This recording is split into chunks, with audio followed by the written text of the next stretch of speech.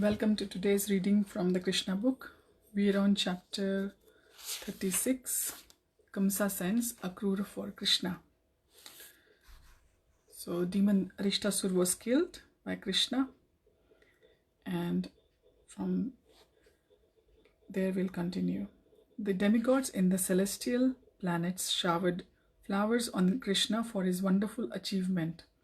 Krishna was already the life and soul of the inhabitants of Vrindavan, and after killing this demon in the shape of a bull, he became the cynosure of all eyes.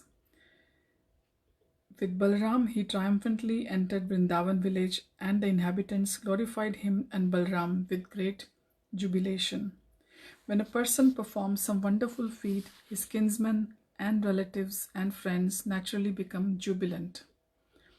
It was after this incident that the great sage Narad disclosed to Kamsa the secret of Krishna.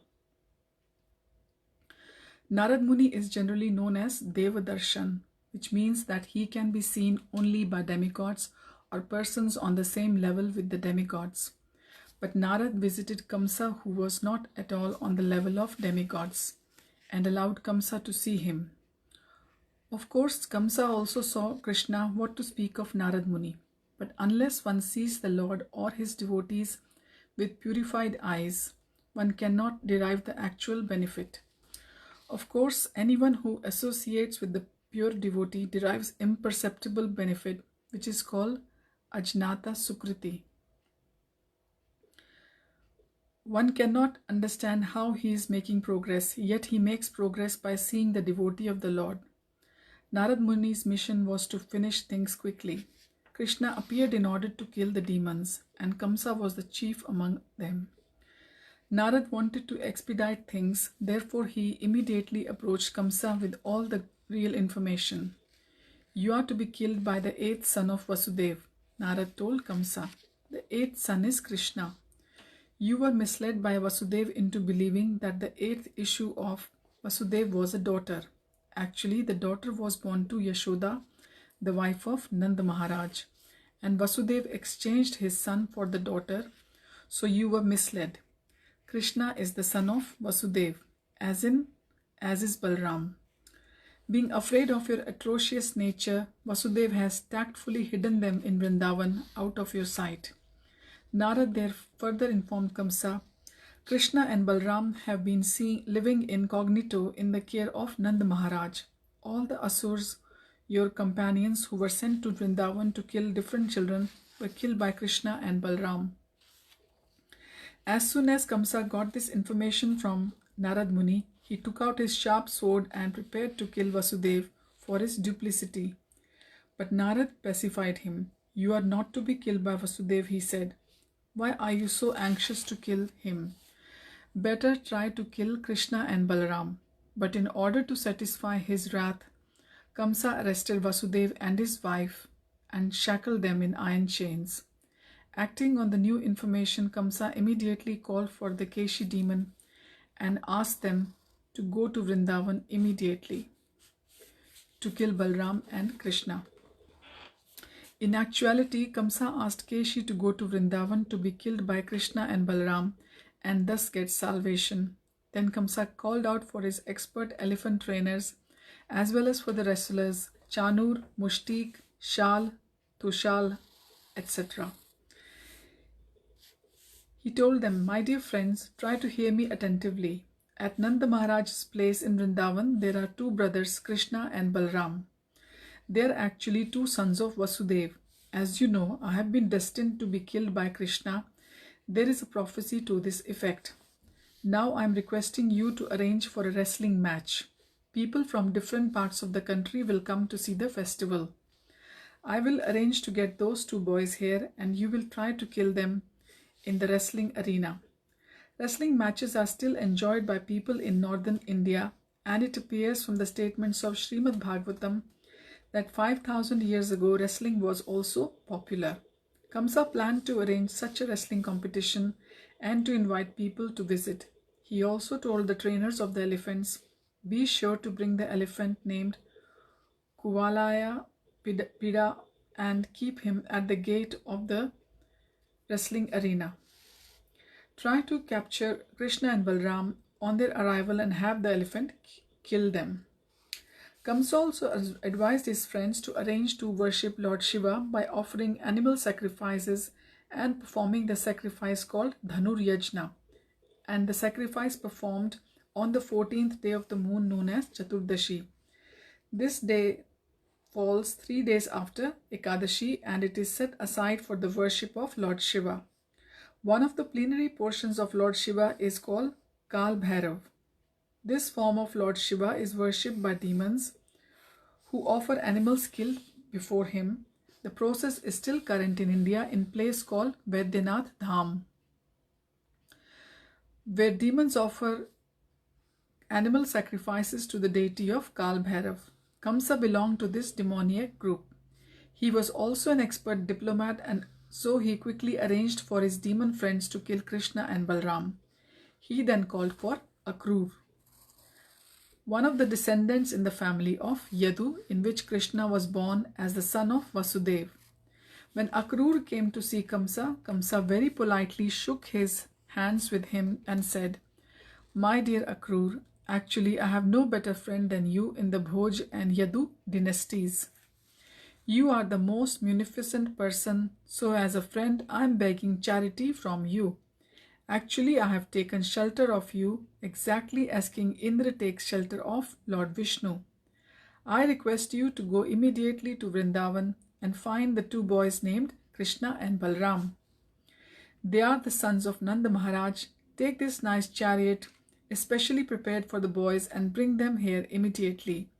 That is my request.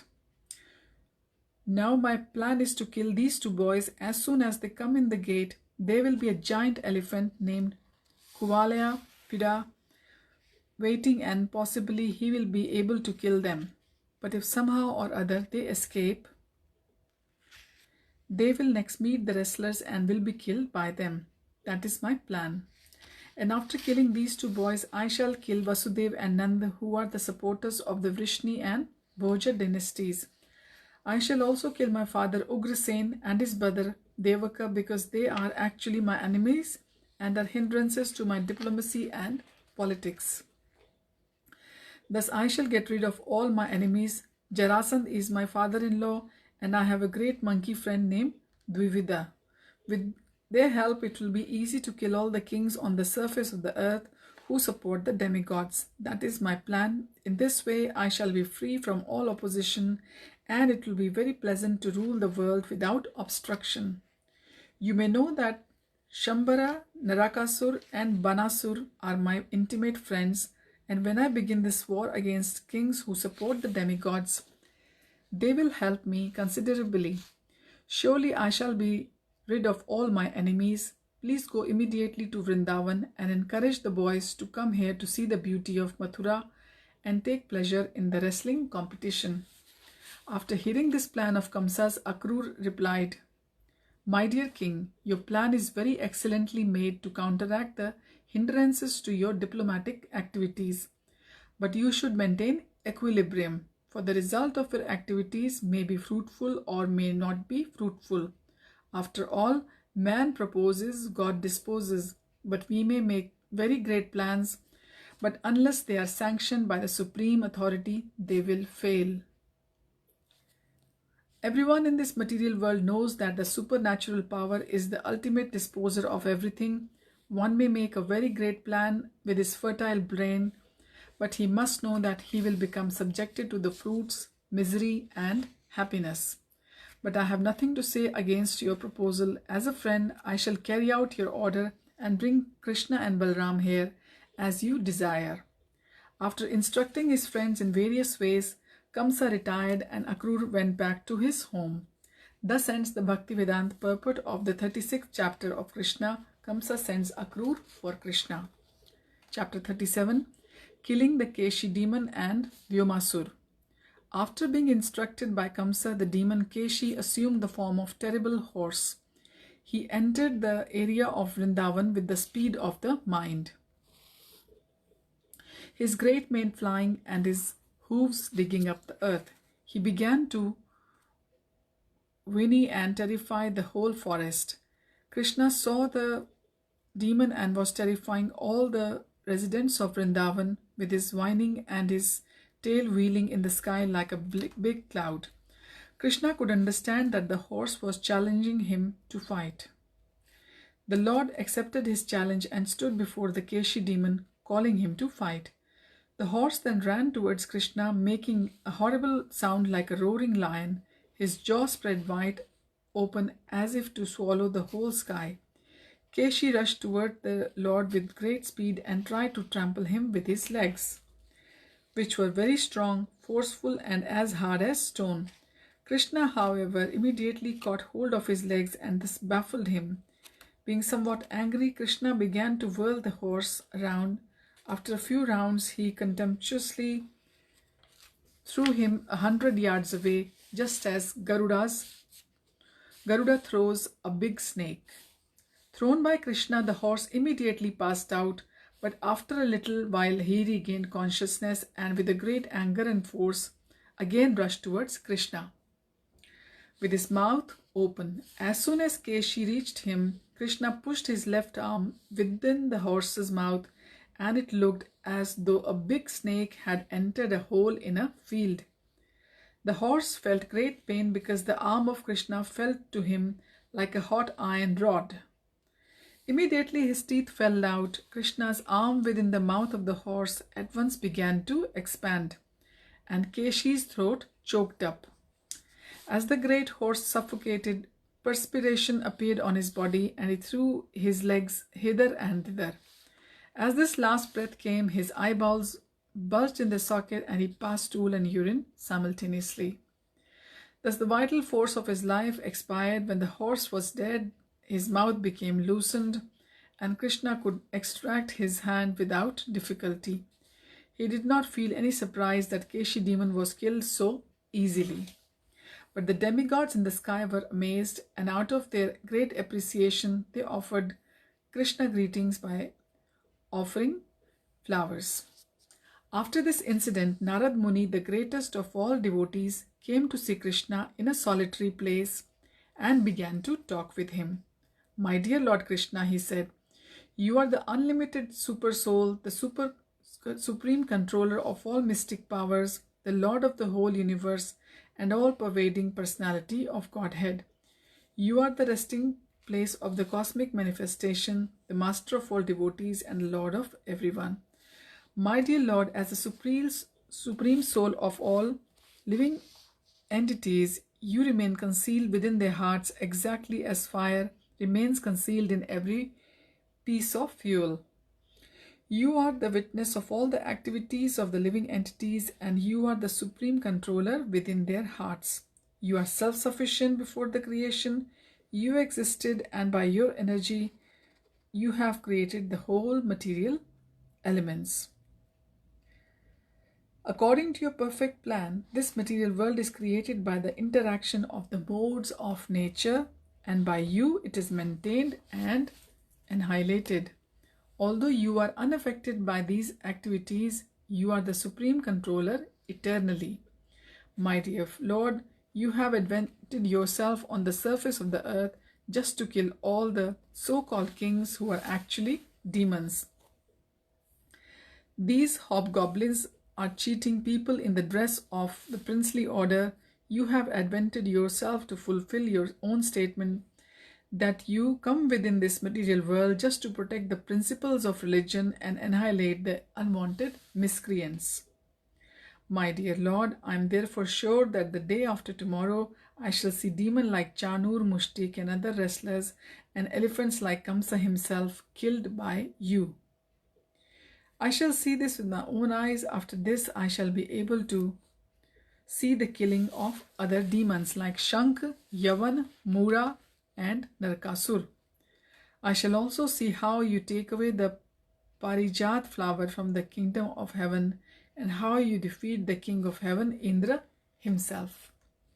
My dear Lord, Narad Muni continued, I shall then be able to see how you marry princesses, the daughters of chivalrous kings, by paying the price of Kshatriya strength. Whenever a Kshatriya wants to marry a very beautiful and qualified daughter of a great king, he must fight his competitors and emerge victorious. Then he is given the hand of the princess in charity. I shall also see how you save King Nriga from the hellish condition, said Narad. This you shall enact in Dwarka. I shall also be able to see how you get your wife and Shamantaka jewel and how you save the son of Brahmana from the death after he has already been transferred to another planet. After this, I will be able to see you kill the Pondraka demon and burn to ashes the kingdom of Kashi. I will also see how you kill the king of Chedi and Dantwakra during the great sacrifice of Maharaj Yudhishthir. Besides all this, it will be possible for me to see how many chivalrous activities while you remain in Dwarka. And all these activities performed by your grace will be sung by great poets throughout the world at the battle of Kurukshetra. You will take part as a chariot driver of your friend Arjun and as the invincible death incarnation. Eternal time. You will vanquish all belligerents. Assemble here, I shall see a large number of military forces killed in the battlefield. My lord, let me offer my respectful obeisances unto your lotus feet. You are situated completely in the transcendental position, in the perfect knowledge and bliss. You are complete in fulfilling all your desires by exhibiting your internal potency. You have set up the influence of Maya. Your unlimited potency cannot be measured by anyone. My lord, you are the supreme controller. You are under your own internal potency, and it is simply vain to think that you are dependent on any of your creations. And we will continue from here onward tomorrow. This chapter, killing the Keshi demon and Vyomasur. So Krishna, so we have seen that Kamsa had sent Akrura to Vrindavan, and he had arranged for these wrestlers to go and vanquish Krishna. And now Narad Muni, he also has come, and he has told Kamsa about all the opulences and all about the Supreme Personality Krishna himself. And let us see how it unfolds tomorrow. Thank you, Narayan Keshav Prabhu, for joining, and we will see you again tomorrow. Hare Krishna.